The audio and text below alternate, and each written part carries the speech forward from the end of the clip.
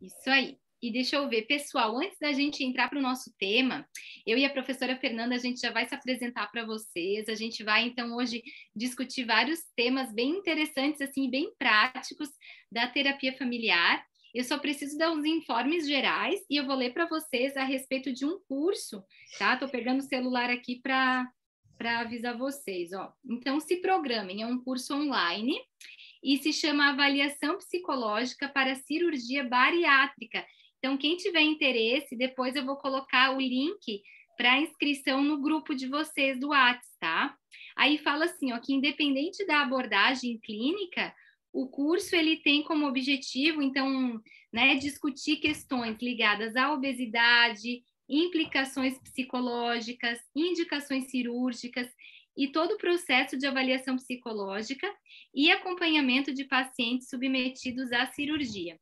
Então, vai ser realizado, tá? Nos dias 17 e 31 de julho, agora já, tá? Opa! Dia 7, 14 e 21 de agosto. Então, esses encontros serão nos sábados, das 9 às 11h30. Eu vou falar, então, do investimento, tá? Para o aluno da pós, ele é 3 vezes de R$ 90, tá? E para a categoria profissional, que, né, da pessoa que já é, no caso, né, psicólogo, é 3 vezes de R$ 120, tá? Os pagamentos podem ser feitos via cartão em até 10 vezes, no boleto, ou até 5 vezes, ou no Pix. Então, quem tiver interesse, quiser divulgar, a gente vai colocar no grupo do WhatsApp, tá? Então, vocês podem divulgar. E é mais um evento, né, para a gente se aperfeiçoar, para a gente poder entender um pouco mais desse universo da avaliação psicológica para pacientes, né, submetidos à cirurgia bariátrica, beleza? Então, gente querida, vou me apresentar brevemente. Alguns até eu já conheço aqui, só tem pela fotinho, e, né, que de outros momentos, de curso, de aula.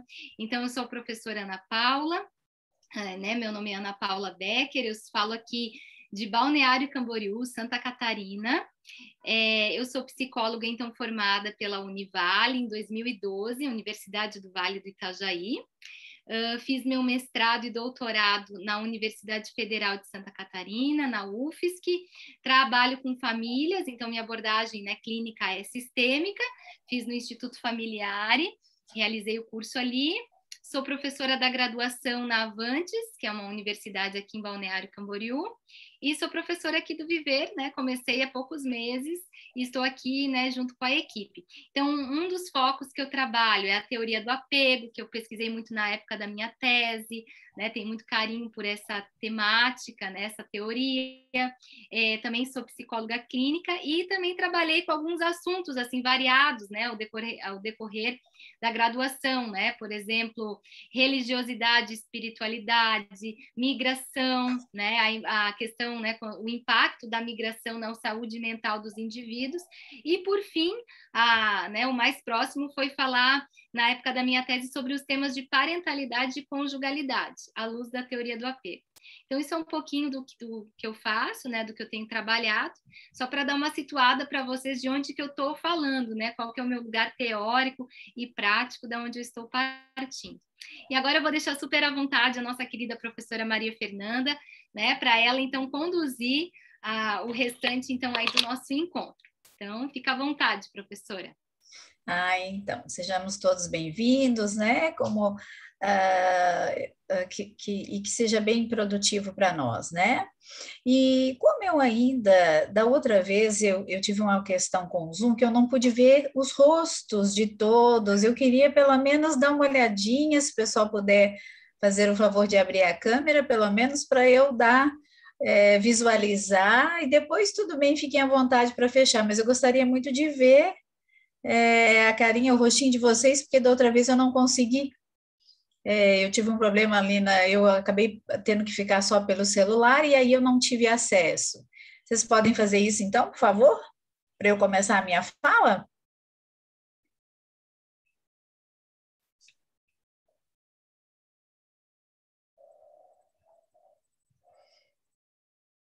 Oi, Maria.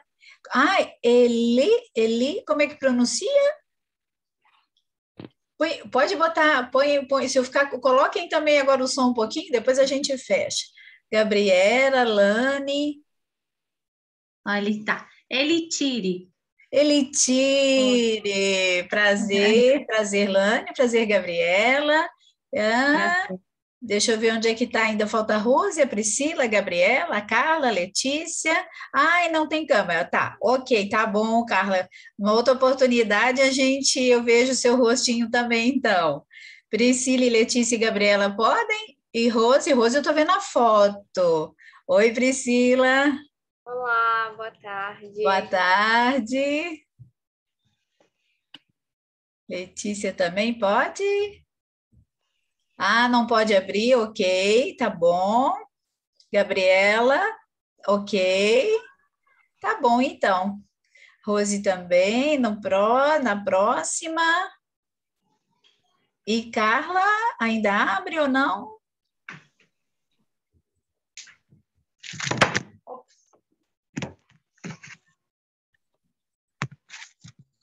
Oh, e aí, se ajeitar então aí? Ah, ok, tá sem câmera, tá bom.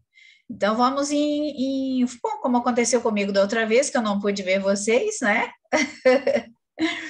Na outra live que eu e a professora Ana Paula fizemos. Pessoal, então essa nossa atividade de hoje, ela tem esse formato de live, né? E nós estamos aqui para falar sobre avaliação familiar, né, no momento do atendimento, e também sobre as dimensões éticas. Então, eu vou me apresentar novamente, eu não sei se todos já assistiram, ouviram alguma apresentação minha. Eu sou formada em psicologia pela FUNREI, pela Universidade Federal de São João del Rei. Eu me formei em 1984, só 37 anos de trabalho. Eu digo isso porque eu fui estagiária em hospital psiquiátrico desde o meu último ano, depois trabalhei mais 2 anos, e durante esses 2 anos que eu já estava formada, também atendia lá em consultório, com aquelas histórias que eu já contei em algumas lives, assim, que atendia crianças e adolescentes e conversava com os pais, e ficava ali, assim, desconfiada de que, ao falar com os pais, ao tratar de questões com os pais, os sintomas dos adolescentes e das crianças sumiam. Mas naquela época eu ainda não tinha, 84, 85, eu ainda não tinha nenhuma base teórica ou técnica da terapia familiar sistêmica. Depois que eu me tornei zeleriana, que fiz formação com Zélia Nascimento, que é uma pessoa que trouxe a terapia familiar para Belo Horizonte, né? Que eu sou a mineira, eu sou de Barbacena, mas já estou há 35 anos em Tubarão, trabalhando com a terapia de família, de casais, indivíduo, né? Porque a questão é a dimensão sistêmica e interrelacional, por isso a gente também consegue fazer o atendimento sistêmico individual, né?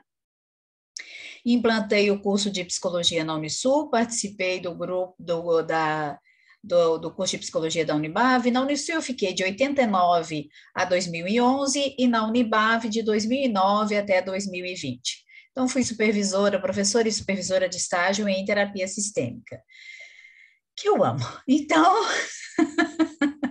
né?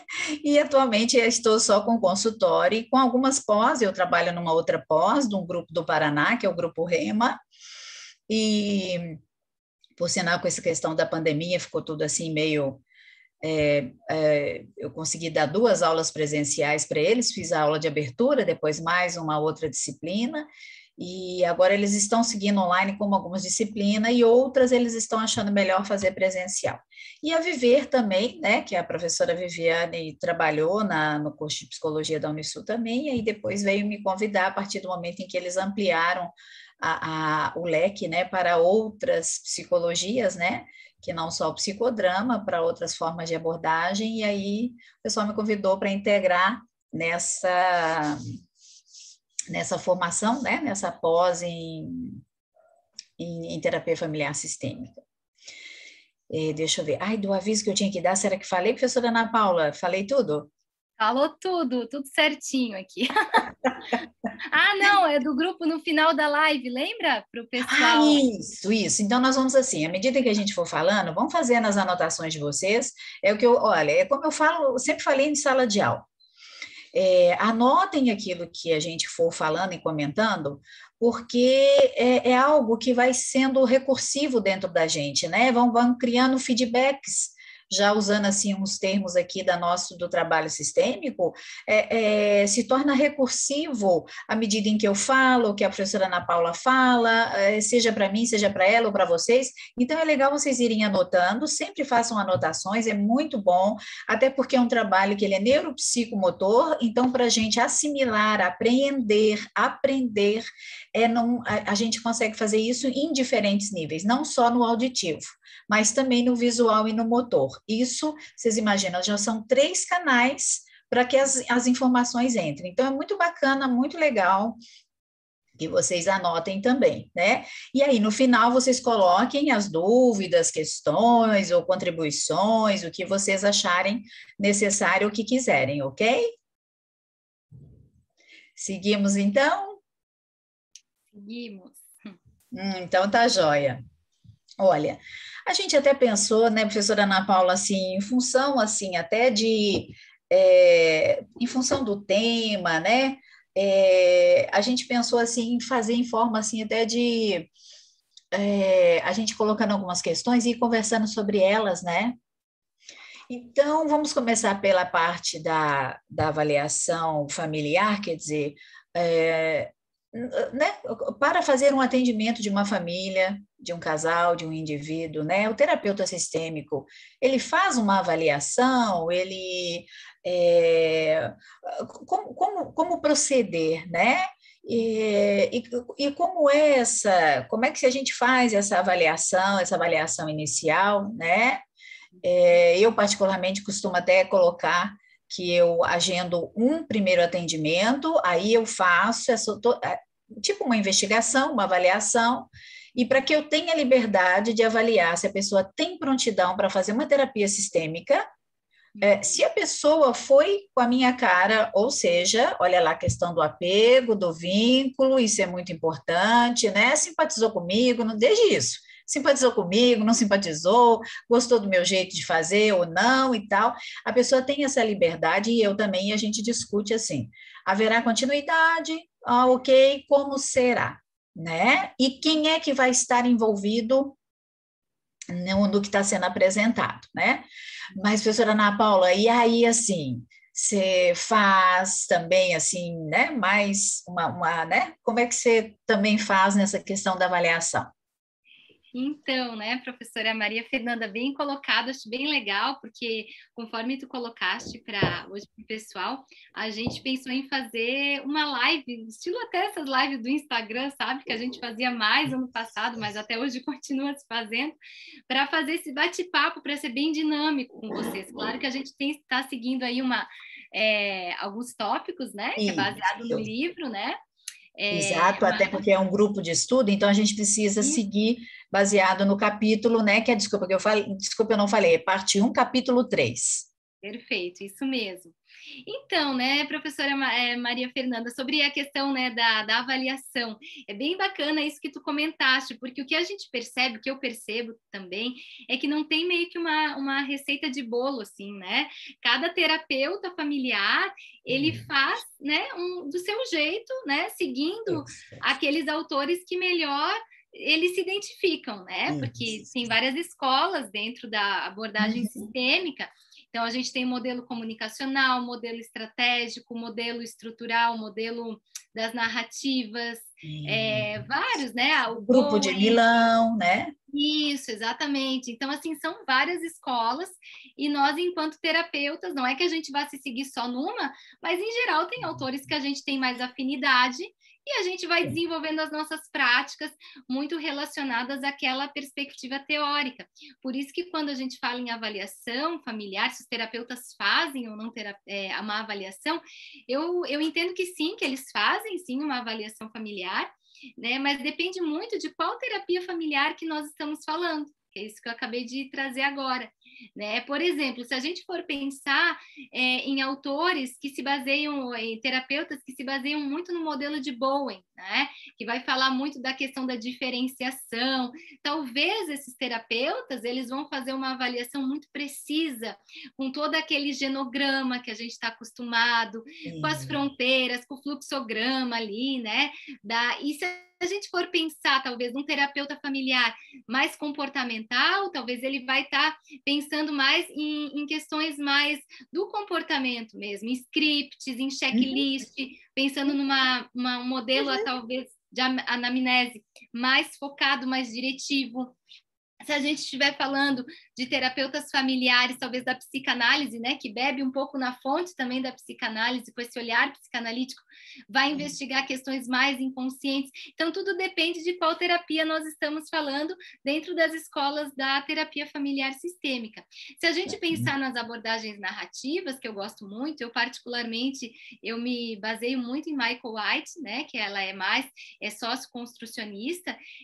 O que acontece? Ele vai talvez não ter nenhuma dessas diretrizes, dessas questões muito específicas. Alguns terapeutas das narrativas nem fazem uma avaliação formal. Isso vai vindo no decorrer dos atendimentos. Então, assim, respondendo a essa pergunta, sim, os terapeutas familiares fazem, só que eles não têm um ponto assim muito específico. São questões que vão se construindo, são aspectos que eles ficam observando no decorrer do atendimento que vai, então, se construindo essa avaliação familiar. Tem pontos centrais, eu diria assim, dessa avaliação, né? E eu vejo que sim, quando você estava falando, já reverberou aqui para mim a escola estratégica do Jay Haley e da Claire Madanes, né? Então, basicamente, na escola estratégica, os dois sempre ficam muito observadores das relações de poder entre os membros da família. Isso é algo que Chloé e Jay Haley sempre destacaram nas primeiras observações deles, né? Então, é bem como a professora Ana Paula estava falando, assim, e à medida em que a gente vai ganhando experiência, e isso foi algo assim que eu fui realmente experimentando e construindo à medida que também eu ia atendendo, que nos momentos iniciais me trouxe algum conflito, se eu estava fazendo certo, se eu estava fazendo errado, né? Aquelas coisas da gente assim, iniciantes mesmo, né? Então, assim, tá, mas como é que com essa família ou com esse casal eu fui mais estratégica? Esses aqui eu fui mais minúscula, eu fui mais estrutural, eu fui desenhar fronteiras, eu fui fazer o fluxograma, com esse aqui genograma. Então, por quê?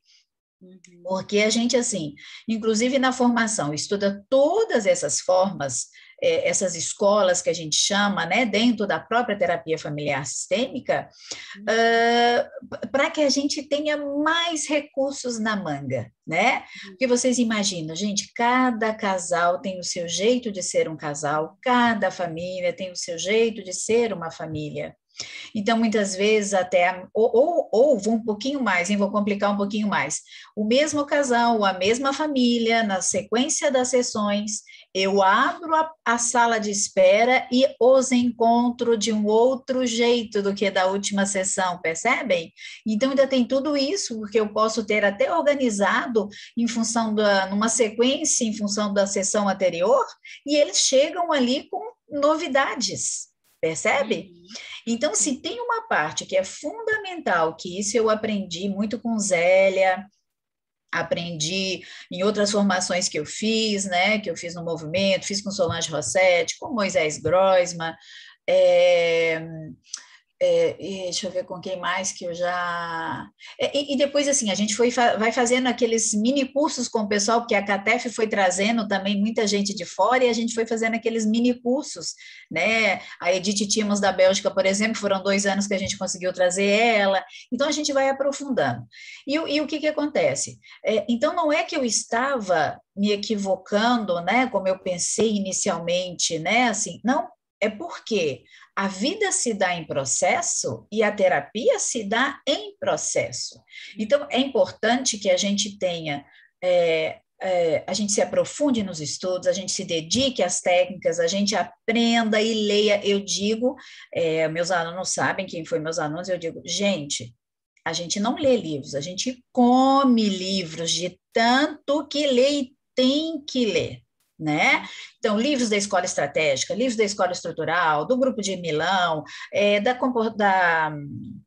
comunicacional ali, Oi, Ana Paula? Gregory Bateson, Palo Alto. Palo Alto, Gregory Bateson. Então, ou seja, gente, da teoria da comunicação, E as teorias da biologia, inclusive as atuais, que estão revolucionando, né? Bruce Lipton, Rupert Sheldrake, que já estão revolucionando, assim, a partir da física quântica, muita coisa no entendimento, né? Vocês podem estar vendo aí o boom das constelações familiares, tem muito a ver com teorias, as últimas teorias desses dois biólogos, assim como Maturana e Varela, como biólogos, contribuíram enormemente para o pensamento sistêmico e para o trabalho da terapia sistêmica.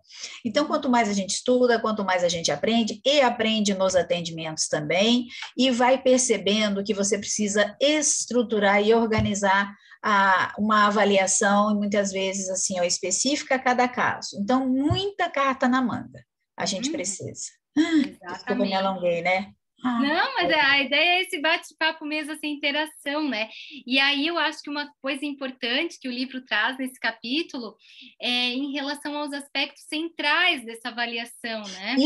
Isso! Familiar, né? Porque embora ele, é como a gente colocou aqui, né? Que existem várias escolas, cada uma vai se deter num ponto específico. Isso. Eu acho que uma coisa interessante que a professora Maria trouxe é que, assim, ó, ela disse, por que em alguns atendimentos, talvez eu vou ali, vou aplicar um genograma, vou focar mais no Minuchin, sei lá, vou pensar na questão mais estrutural, né, nos subsistemas, nas fronteiras, mas outro paciente, talvez eu vou olhar para ele e eu vou lembrar muito de Bowen, da diferenciação, Isso. eu vou lembrar nos padrões, talvez transgeracionais, porque eu acredito também, pelo menos comigo acontece assim, que de acordo com cada paciente, de acordo com cada demanda, cada situação, a gente vai lembrando de autores que talvez tenham né, mais esclarecimento naquela temática, e daí isso, de certa forma, acaba nos direcionando. Pelo menos comigo acontece muito isso, né? Isso, e aqueles que a gente identifica também, né?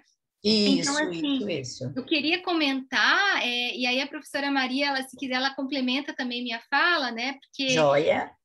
desses aspectos assim centrais que na avaliação familiar, os terapeutas, independente dessas escolas, eles devem ficar atentos. Tá?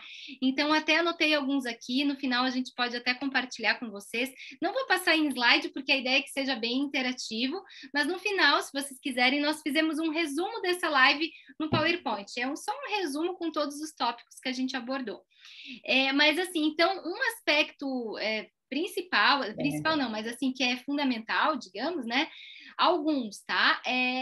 Focar no problema, na queixa. Então, quando nós, terapeutas familiares, a gente vai atender, né, os nossos pacientes, então, na própria avaliação, a gente já vai observar esse problema, essa queixa. Então, é importante, acredito eu, que o terapeuta, ele tenha esse cuidado, né, de, muitas vezes, primeiro ouvir o que o paciente tem para dizer, né, sem já querer meio que, entre aspas, resolver aquilo. Porque às vezes é muito tentador para a gente, a pessoa está passando por uma situação adversa, já querer trazer uma resposta pronta, como se a nossa resposta fosse solucionar aquele problema. Isso, né? Falasse tudo agora, Ana, realmente. Eu me lembro da aflição até dos estagiários, né? Mas e aí eu vou saber responder? E se fizer uma pergunta, se colocar alguma coisa, eu sempre digo, temos mais perguntas a fazer do que respostas a dar. E isso aqui contribui para que a gente vá organizando e para poder intervir. Isso, até porque se a gente for lembrar lá no início da terapia familiar, né, esses outros autores que a gente comentou anteriormente, tem uns que são mais conservadores, mais tradicionais. Então, naquele tempo, não que hoje a gente se utiliza deles também, só que hoje a gente parte de uma ciência mais contemporânea, né? Que é essa ideia da ciência que a Vasconcelos diz novo paradigmática, onde o pensamento sistêmico se ancora, né? Nessa ideia de visualizar o todo, né? De não ter essas respostas tão prontas, da não diretividade, de pensar de um terapeuta hoje, não é mais, ele não ocupa mais aquele espaço como o detentor do saber, o expert, mas agora ele constrói junto com o paciente, né, aquela evolução, aquele conhecimento. Então ele parte de uma postura que a gente chama do não saber, né, que acho que é o Anderson, né, esqueci agora o nome dele, que ele fala disso, dessa postura do terapeuta. O que seria essa postura do não saber? Não é que a gente não sabe, não tem noção dos fenômenos psicológicos, mas é que quando se trata da vida alheia, a gente está conhecendo aquela pessoa. Isso, exatamente. Então a gente cuida com aquele discurso discurso naturalizado. Por exemplo, assim, o paciente chega e me diz assim, porque eu tive uma discussão, eu briguei muito, né, com a minha mulher e tal e tal. E ao invés do terapeuta já, entre aspas, entender, ele brigou muito. Não, questionar, né, de uma forma, mas o que é brigar para vocês? O que é uma briga? Então, essa é a postura do não saber. Porque no momento que eu estou dizendo que eu já entendi e aceito essa briga, olha quantos dados eu estou perdendo. É uma violência verbal, é uma violência física. Que tipo de conflito é esse? Então, ali tu já está fazendo uma avaliação. Quando tu questiona, amplifica aquela queixa. Acho que é mais ou menos um dos Perfeito. pontos. Né? Sim, eu concordo, Ana. Isso que você está colocando é muito importante. Exatamente. Há um grande mito sobre nós e a nossa profissão já de psicólogos que a gente leva para o nosso papel de terapeuta, que é essa história justamente de salvar, ajudar, socorrer, né? E aí, não, respira fundo, tá? Não é assim, de forma alguma, porque o nosso conhecimento, a nossa expertise, nós deixamos na nossa caixinha, isso nos pertence. Em que caixinha? Da nossa competência profissional, da nossa habilidade, da nossa competência profissional, que a gente vai construindo esse background ao longo dos anos e ao longo de muito estudo e de muito atendimento. Então, quanto mais a gente faz isso, mais a gente amplia essa caixinha. Agora, diante de um caso, exatamente isso. Coloque essa caixinha entre parênteses, outra caixinha, porque, veja, nós somos especialistas de nossa própria vida. Eu sou especialista em minha vida, na minha história de vida, na minha transgeracionalidade. Do outro eu não sei nada. Então, como ela deu a Ana estava falando da cena da briga, se eu já tomar as minhas memórias de cenas de briga na minha família de origem, na minha família nuclear que eu constituí, percebe? Ou da vizinhança onde eu morei, tá? E eu já parti daí para atuar sobre isso, eu vou me dar mal. Eu vou falar, vai entrar com os burros na água. Porque justamente, né, a gente vai partir da concepção e do significado que o paciente atribui.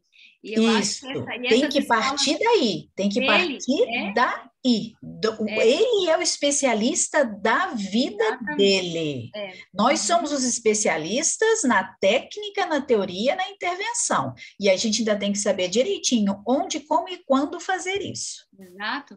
Que eu acho que daí entra um pouco desses terapeutas familiares mais contemporâneos, da diferença da resolução e da dissolução do problema.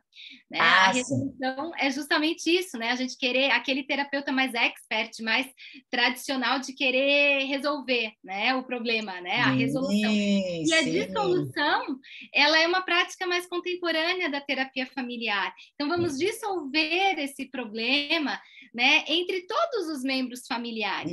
Sair do foco do paciente só identificado e entender, fazer perguntas circulares que possam amplificar essa queixa, né? Então, assim, alguém falou, né? Uma pessoa geralmente sempre tem aquele, né? A pessoa, em geral, que já procura atendimento, que é um outro aspecto importante também na avaliação familiar, vocês prestarem atenção, assim, da onde vem essa queixa? Como que se deu esse encaminhamento?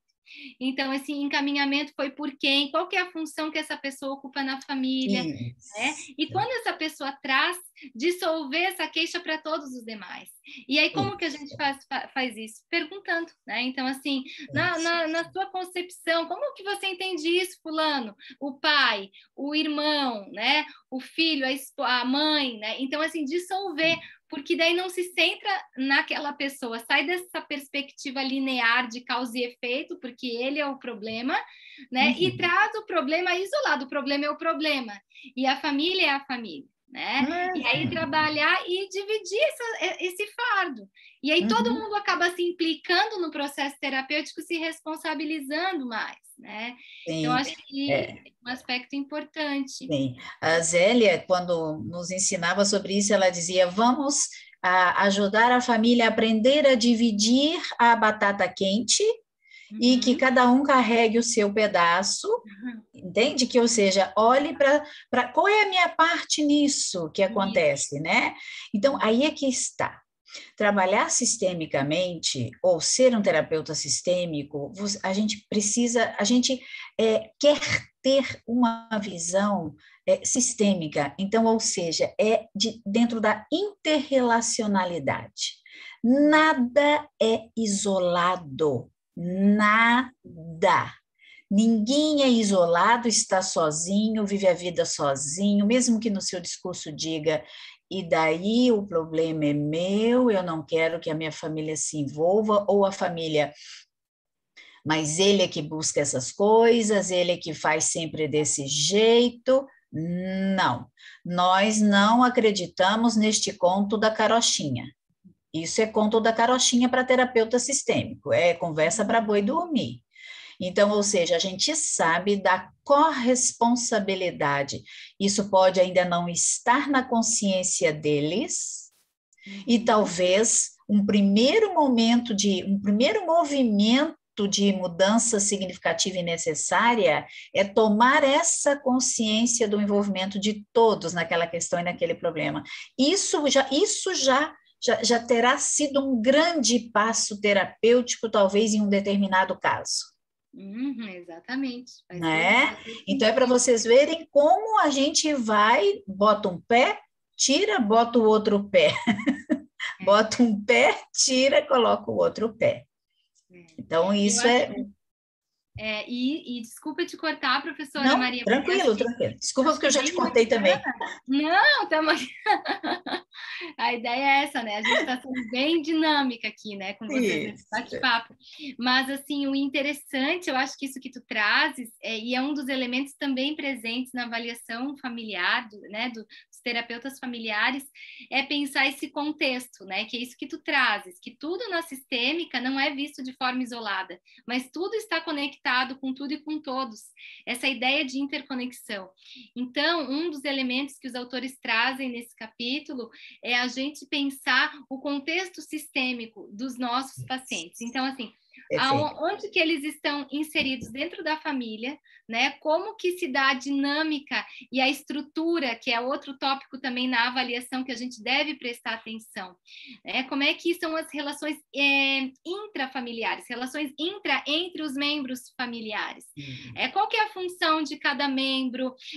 Se uma pessoa, geralmente, num conflito, ela é mais reativa, como que a outra, no caso de um casal, como que o cônjuge vai responder de forma passiva ou de forma também agressiva e reativa? Como que se dá isso? Qual que é a repercussão disso no relacionamento com os filhos? Que seria o efeito, por exemplo, spillover, que agora está se falando muito, né? Que é esse transbordamento da relação conjugal para o relacionamento parental, né? Então, quais são essas fronteiras? E aí, lembrando de Minuchin, né? Que vai falar... Essa estrutura, ela é emaranhada, esses membros familiares, eles são muito aquele sistema hiperfuncional, que um se acaba se metendo na vida do outro, e aí não tem espaço, porque está todo mundo junto e misturado, né? Não tem essa clareza de limite. Ou de um outro extremo, né? A família é muito desligada, ninguém sabe da vida do outro. Eles vivem dentro de uma mesma casa, mas cada um segue a sua vida. Então, que tipo de fronteira é essa? Qual é a atuação das pessoas que fazem parte? Quem faz parte dessa família? E aí pensar também as relações extrafamiliares, né? Que no caso a comunidade, o contexto sociocultural, né? Indo mais longe na escola. Então, é interessante para o terapeuta familiar, se possível, né? Não sei se depois a professora Maria vai poder compartilhar também, se na prática dela também já fez isso ou não. Eu lembro de uma família que também acontece, da gente ir também na escola, quando os pais, né, permitem também essa ponte, da gente conversar, muitas vezes quando a queixa é da criança, saber como que essa criança, como é que as relações acontecem lá na escola com os coleguinhas, com a professora, como que os pais lidam com esses professores. Então, assim, gente, é uma rede. A gente não pode pensar isolado, a gente está sempre pensando em conexão, sempre nessas relações. E tudo isso, esses pontos todos de que contexto a gente investiga na avaliação familiar. Isso é bem importante, né? Perfeito, sim. Com certeza.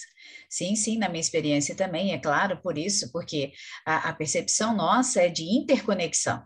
Percebe? Então, é o sistema familiar, é o sistema escolar, é o sistema do trabalho dos pais, quer dizer, como estão as condições né, no trabalho dos pais, estão passando por estresse, não estão, como é, o que é, tudo interfere, tudo faz parte.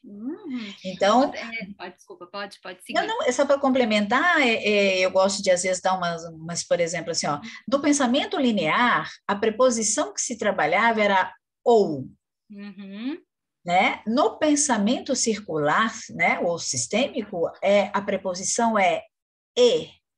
É isso e mais o quê? É isso e o que mais? É isso, ou é você e mais quens? Claro que a gente não pergunta quens, né? Estou falando aqui agora, ou como eu falo às vezes, né, na supervisão que eu também falo, né? Ou seja, quem mais se envolve com isso aqui, né? Perfeito. Então, percebe? Isso faz total diferença, né? E olha, minha gente, é treinar esta percepção, esta premissa, a percepção sistêmica, a premissa sistêmica, de onde eu parto, para avaliação, né, do caso, ao longo de todo o trabalho. É gostar e querer desenvolver uma percepção em um sentido sistêmico. Né? Tá? Perfeito. E outra coisa importante, né, que a professora, acho que Maria também fala, né, quando a gente fala sobre o contexto, é importante situar também o ciclo de vida dessa família. Um outro ponto que nós, enquanto terapeutas familiares, é fundamental, né? Qual é a fase que essa família está atravessando? Porque perfeito, vezes, Ana. Porque às vezes a família ela nos procura, muitos casos, né, por conta de uma dificuldade que ela está atravessando num dado momento de vida. Então, assim, não é porque a família é problemática, mas é porque ela está passando por uma fase que ali está encontrando dificuldades, né? Sim, por exemplo, a transição para a parentalidade. Antes era o casal, mas agora é uma relação triangular, entrou uma criança ali. Quais são as tarefas específicas que esses pais agora eles vão ter com esse filho, né, com esse bebê? Como é que vai? Ali vão nascer novas funções, né? A função de mãe, a função de pai. E aí entra uma questão que o texto traz, já falando dessa questão, que é importante também, na avaliação familiar, a gente investigar os padrões de gênero para essa família, né? Então, assim, como que é para esse casal a função de mãe? O que eles esperam, né? Então, legal ouvir da mãe o que ela acha que é a função dela para dentro da família dela, né?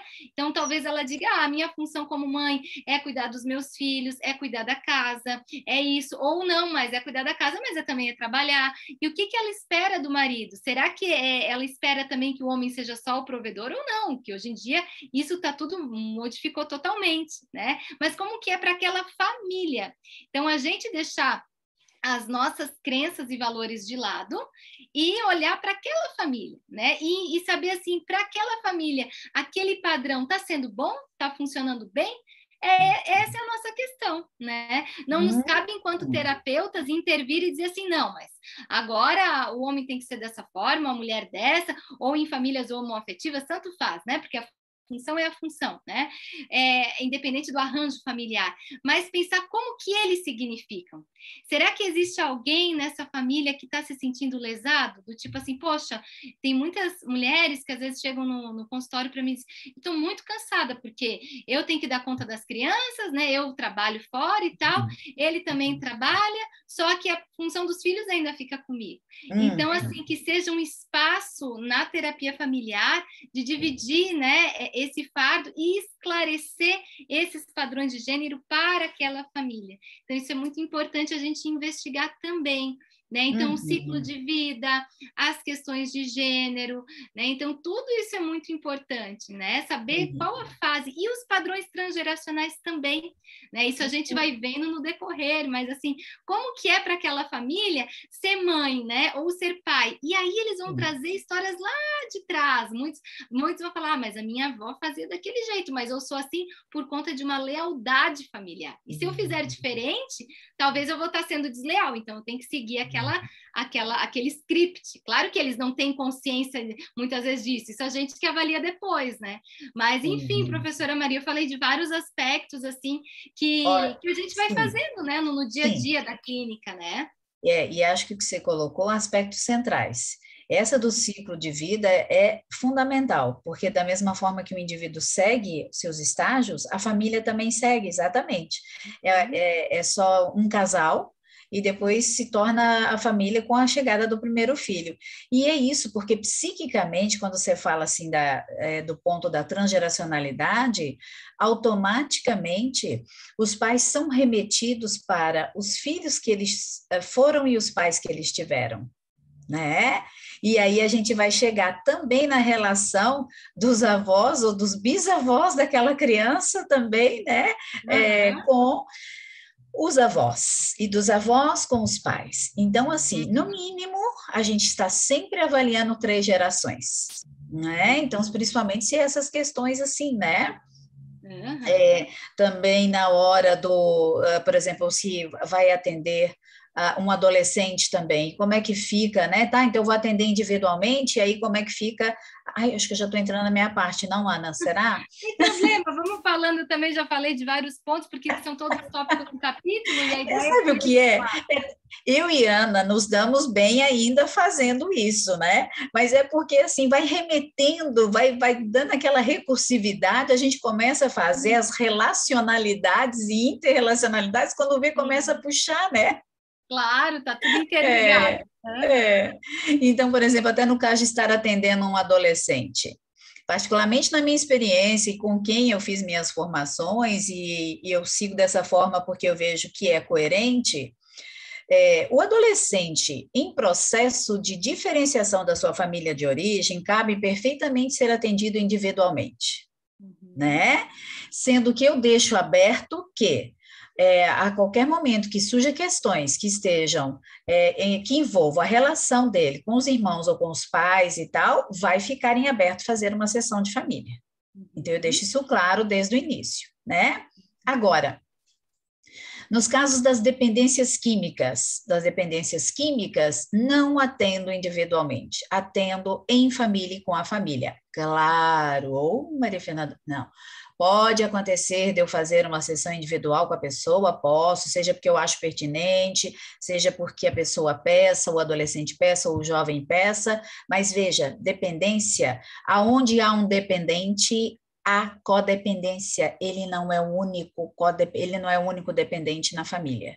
Situações de dependência, minha gente, significa ou uma codependência emocional, uma codependência do trabalho, uma codependência da comida, do jogo, sabe, da internet, do álcool e droga, ok? Então, aonde aparece um assunto, um tema de dependência, vocês podem saber que existe mais dependentes nessa família ou nesse sistema. Pode não ser na geração atual. Este adolescente pode estar mostrando uma questão que foi do avô, da avó, sabe? Mas, percebem? É transgeracional já essa condição de codependência, tá? Então, isso é importante considerar, pelo menos até hoje eu ainda levo dessa forma, tá? Avalio dessa forma, eu não sei, Ana, como é que, né? Vê também, né? Não, eu acho que é até bem importante quando a gente faz o atendimento familiar, porque assim a gente vai conseguir observar também os padrões da comunicação, né? E isso é fundamental, Perfeito, isso é uma dos pontos básicos que a gente trabalha. Então, assim, no caso, quando tem um segredo familiar, como que essa família ela reage no atendimento? Ela se mostra resistente, ela se mostra calada. O silêncio, ele diz muito também nessa dinâmica terapêutica. E como? Então, assim, são pontos que o terapeuta ele se utiliza para investigar com mais profundidade. Né, nessa avaliação, a desqualificação, então alguém começa a falar algum tema, o outro já rebate, já desqualifica, então a gente observa as desqualificações, essas críticas muitas vezes infundadas. qual o motivo dessas críticas estarem ali? Provavelmente elas têm uma função, porque né, nada vem do acaso. Né? O sintoma, com certeza tem. Né? Uma função, às vezes, para preservar aquela família, para não tocar naquele assunto, para manter a honra da família. Muitas vezes porque, poxa, já há tantos anos se faz daquela forma, por que eu vou mudar agora? Né? Que é o dilema da mudança, que é Peggy Pape fala muito. Muito, né? da homeostase, né? Da homeostase. Porque não é porque a família, porque os terapeutas antigos, lá no início, eles criticavam, entre aspas, né? A família, dizendo assim, mas a família tem muita dificuldade para mudança, né? Para mudança e tal, e tal. Mas hoje já se vê diferente um pouco isso. Exato. Mas se ela tem, né, uma dificuldade para mudar, para fazer um script diferente, muitas vezes é por medo, por uma lealdade, por não saber como que vai ser se eu fizer diferente. É um risco. Isso, essa danada da lealdade, os segredos familiares e as lealdades familiares, meu Deus, principalmente as lealdades. Como a gente repete, né? Em função das lealdades familiares. Com certeza. Então, e outra, né? A família não vai se auto-revelar assim, nenhum cliente, né, minha gente? Vamos aqui, então, fazer um fio terra, seja individual, casal ou família, e agora eu já quero fazer uma ponte com uma questão aqui, que acho que foi a Alane que colocou, sobre, e como é que se faz quando a família, de repente, começa a discutir dentro do consultório? Né? Eu sei que a gente combinou de ir lá no final, mas agora aqui estou aproveitando para fazer uma ponte e a gente volta depois nisso. Então, minha gente, assim, as pessoas, elas vão se revelando ao longo do processo, né? Nós temos as nossas personas, nós temos as nossas máscaras sociais. Então, isso é uma das coisas que em sala de aula e os estagiários sempre fizeram pergunta assim, tá, ou às vezes até o cliente mesmo, quando vai agendar e fala, tá, mas a gente vai aí para lavar roupa suja? A gente vai aí para ficar fazendo uma briga danada na sua frente? Eu falei, olha, se isso acontecer, peraí, deixa eu ver, estão me avisando aqui que é a bateria, pronto, já conectei. Se isso acontecer, aconteceu, faz parte do padrão de funcionamento de vocês, da família de vocês, né? Agora, é interessante porque só o fato de já agendarem o horário, marcarem a sessão, estarem lá na sala de espera aguardando, né? E quando entro e a gente começa o atendimento, vocês percebem? Coisas novas acontecem. Seja com o indivíduo, com o casal, com a família, né? Eu costumo até fazer uma pergunta básica, né, nessa questão da avaliação, o que passou a acontecer, né, ou o que mudou a partir do momento em que vocês agendaram o horário para vir aqui, para a gente tratar das questões de vocês. Mas isso é tão interessante que, em alguns casos, eu faço essa pergunta, em outros eu não faço. Então, mais uma vez eu vou dizer, aquela questão de que a gente vai percebendo o que cabe e o que não cabe e vai aprendendo a fazer isso. É um aprendizado, a gente vai se desenvolvendo enquanto terapeuta, minha gente, né? E então, com o tempo, né? Desculpa, professora. Com o tempo. Não, é com o tempo, né? E aí essa questão da briga e da discussão e tal, e aí eu digo, e às vezes, em alguns casos, eu dou uma tarefa que olha, não conversem mais sobre esse assunto fora daqui. Conversem apenas aqui no consultório, porque o que eu quero? Eu quero diminuir o estresse lá, eu quero que eles se liberem para outras coisas, né? E deixem ali realmente aquele conteúdo para dentro da sessão, para não esvaziar a sessão, para que eu tenha material de trabalho. Isso é outro procedimento que, em alguns casos, é necessário fazer. Então, vocês vão percebendo que são N situações, são N avaliações, são N coisas que a gente... Né?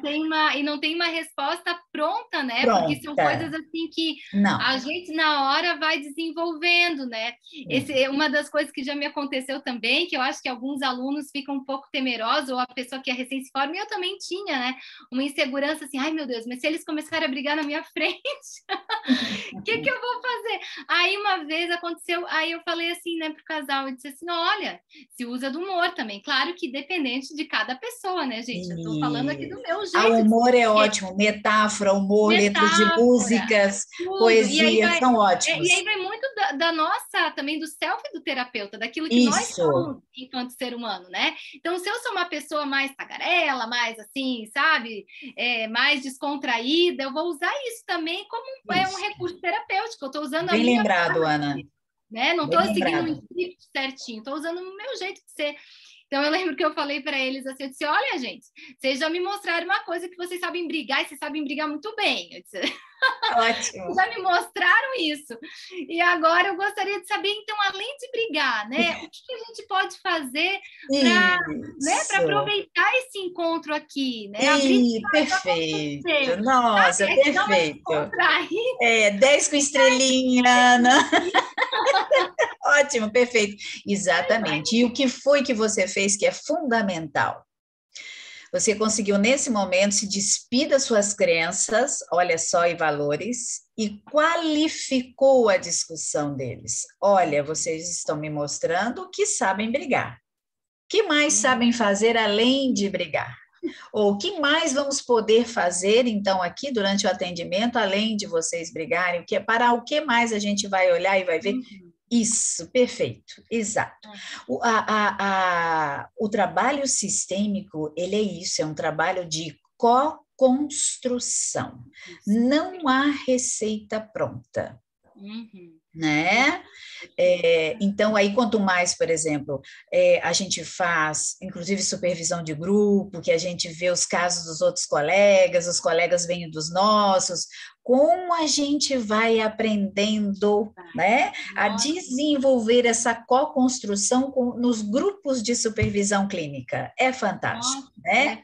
É fantástico. Eu fico pasma, porque nós temos essa profissão do terapeuta é muito solitária.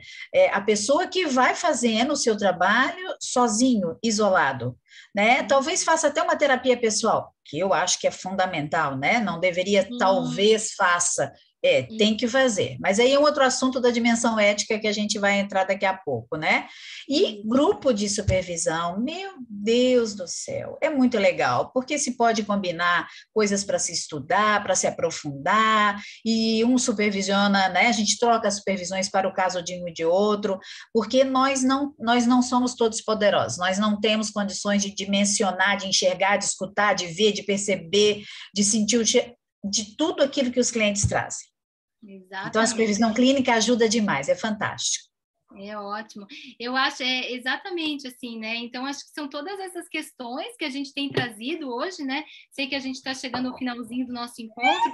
Enfim, eu e a professora Maria Fernanda, pessoal, a gente fez assim, a gente até parecia, eu brinquei que a gente parecia repórter, que a gente tinha a ideia de fazer perguntas, sabe? E respostas, mas no fim, para ver, né? A gente não consegue.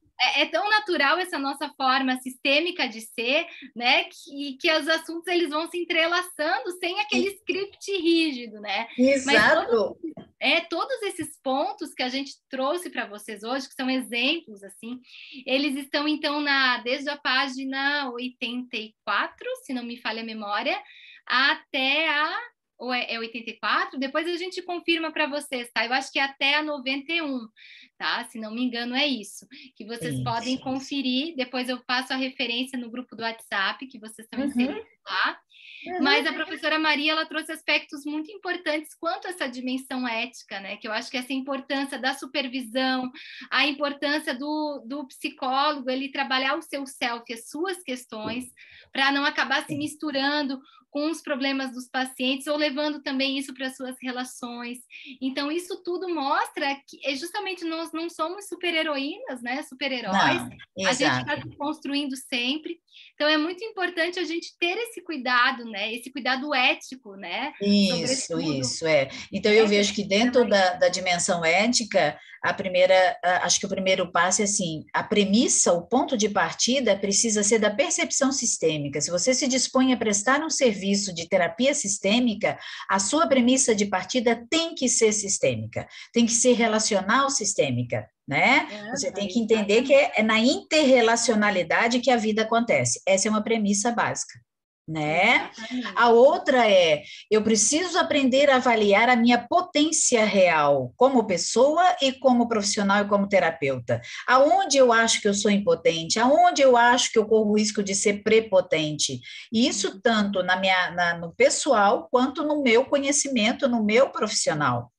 Claro. Né? Então, são coisas assim que fundamentais da gente estar tá colocando, né?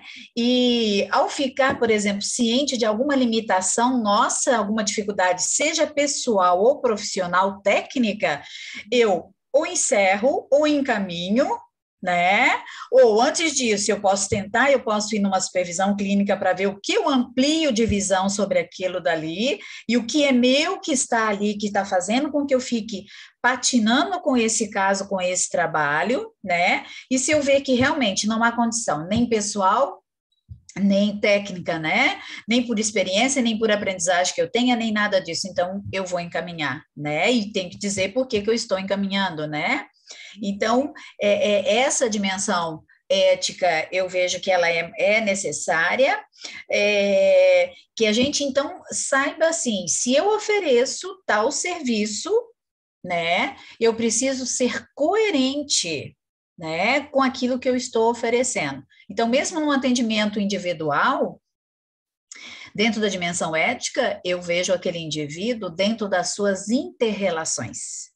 Quando ele senta na minha frente, eu vejo ele, o pai dele, a mãe dele, os 4 avós, os 6 bisavós, os 8 trisavós, os 16, certo? Dependendo daquilo que a pessoa me traga. A sala do consultório de quem trabalha a partir da premissa sistêmica, minha gente, ela nunca está vazia, ela é repleta. Repleta. Todos que fazem parte daquele sistema estão lá, né? Mesmo que a gente até no momento não consiga dimensionar. Aí a pessoa fala assim, mas eu nem convivi com meu avô. Não conviveu com seu avô? Você conheceu seu avô através, né? Meu avô paterno. Você conheceu seu avô paterno através do seu pai, porque no seu pai está contido, lembra lá aquela teoria do conjunto? No seu pai está contido o seu avô. Muito do que seu pai fez e te orientou, deixou de orientar ou fazer, é baseado no seu avô que estava ali junto com ele, dentro dele, fazendo parte dele. Aliás, nem é dentro, né? Agora com a biologia da crença, graças a Deus, a gente pode comprovar que a nossa memória epigenética, né? Tudo que é nosso de história de vida, não só nosso, mas dos nossos antepassados, estão registrados em cada membrana de cada célula do nosso corpo. Então, inclusive, qual que é essa teoria? Qual da professora epigenética, isso do Bruce Lipton. Bacana, legal. Então, ele é biólogo, né? E com isso, olha, ele chega a dizer que emoções nossas, pensamentos nossos alteram o nosso DNA. Olha só, que interessante. Tudo que vivemos está registrado, não é na memória do hipocampo, é também, que é a memória cognitiva, lógica, racional, ok? Agora, emocional e relacional e interrelacional ele fez estudo das células, é fantástico, assim, em cada membrana de célula do nosso corpo. Então, o nosso corpo é a nossa melhor memória, é o nosso melhor caminho de informação. Então, por exemplo, se eu não comi, minha gente, nada estragado e eu tiver um mal-estar, então eu posso tratar de investigar em terapia o que é aquele meu mal-estar, o que me causa aquele mal-estar. Então, ou seja, é o que eu sempre gosto de fazer com meus clientes, com todos os casos que esses anos eu faço, né? Diagnóstico diferencial, o que é clínico, o que é emocional, relacional, percebem? Isso é fundamental. Eu acho que isso que a professora Maria traz, eu acho que acaba resumindo um pouco de tudo que a gente falou hoje, né? Esses pontos centrais da avaliação, esse cuidado ético, empático que a gente tem que ter com o outro. Enfim, gente, tinha muito mais tópicos, né, que a gente gostaria de abordar, mas nós somos regidas pelo tempo e passa tão rápido, né? Tão bom. Eu só queria antes, tá? Eu sei que o nosso tempo acabou, mas só tirar uma fotinho com vocês, né? se quem pudesse abrir a câmera para a gente botar ali no grupo, né? Se vocês pudessem só de novo abrir rapidinho, quem, né? Quem quiser, para a gente tirar uma fotinho e registrar. Pode ser? Então tá, não sei se as demais ali vão abrir ou não. Vou esperar mais um segundinho. É isso, gente. Então, a Gabriela abriu. A Alane fechou. Vamos esperar se tem mais alguém que vai abrir aqui. Tem a Carla e tem a Gabriela. Não sei se vocês vão querer, meninas, participar da foto. No início elas avisaram que não poderiam abrir a câmera, lembra? Tá. É verdade. Então vamos fazer essas fotos aqui, só falta a Alane. Isso, deu. Então vamos tirar uma fotinho aqui. Deixa eu só organizar aqui. Espera aí. 1, 2, 3 e... Deu. Deu, meninas, assim, né? A gente... Apareceu meu perfume aí? Deu para sentir? Que coisa, né? Mas, enfim, professora Maria, só vamos perguntar, alguém tem alguma dúvida, alguma questão pontual para a gente fechar, né? Porque a gente falou que ia abrir. Exato. Algum comentário, brevemente, daí a gente encerra. Isso. E tem alguém que me perguntou aqui que material é material do Bruce Lipton, é isso que alguém quer? Isso, não é? O livro, eu não tenho, gente, é que eu sou amante de livros, então eu só tenho livros físicos. Chama Biologia da Crença, do próprio Bruce Lipton. Vou anotar também. Vamos botar aqui no chat aqui. Isso, Biologia da Crença, do próprio Bruce Lipton. E creio que tem, assim, vídeos dele no YouTube, é bem provável que tenha, né? É que às vezes eu não navego muito, porque não dá tempo. Sim, mas é isso, então. Mas deveria fazer mais, Mas vamos botar no grupo, professora. Vamos botar no grupo para eles. Quem tiver interesse, eu encontro lá do print, né? Tá. Eu coloco aqui no chat, então? Eu botei no chat. Botei ali, vou botar no grupo do WhatsApp, tá? Isso. Querem que eu bote aqui o nome, Bruce Lipton? Isso, ótimo. Pode colocar, perfeito. Autor. Então, gostaríamos, né, de agradecer. Enquanto isso, vamos ver se tem mais perguntas. Será que tem? Eu acho que...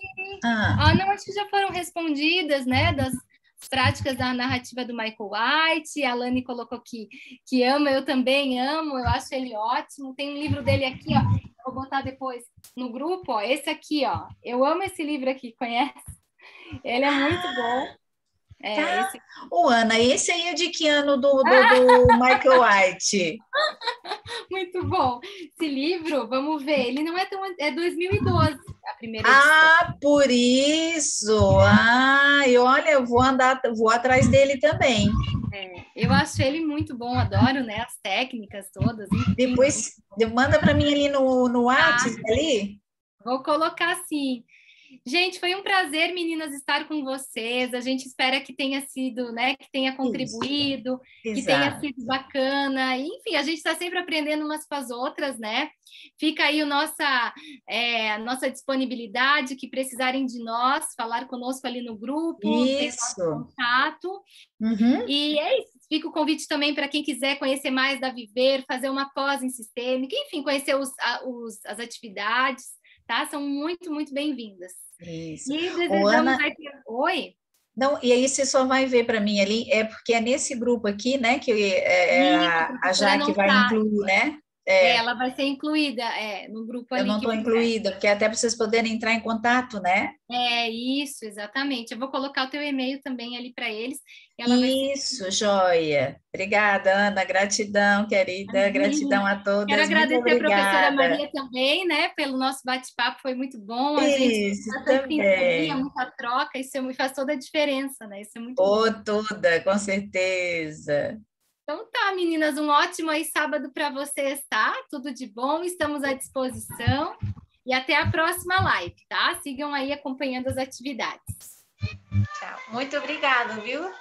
Obrigada. Obrigada também. Tudo de bom. Tchau, gente. Tudo de bom. Bom final de semana. Vocês também. Tchau, tchau. Obrigada. Tchau, professora Maria. Obrigada, tchau, professora Ana Paula, obrigada, mais uma vez obrigada. Obrigada também, tchau, tchau. Tchau.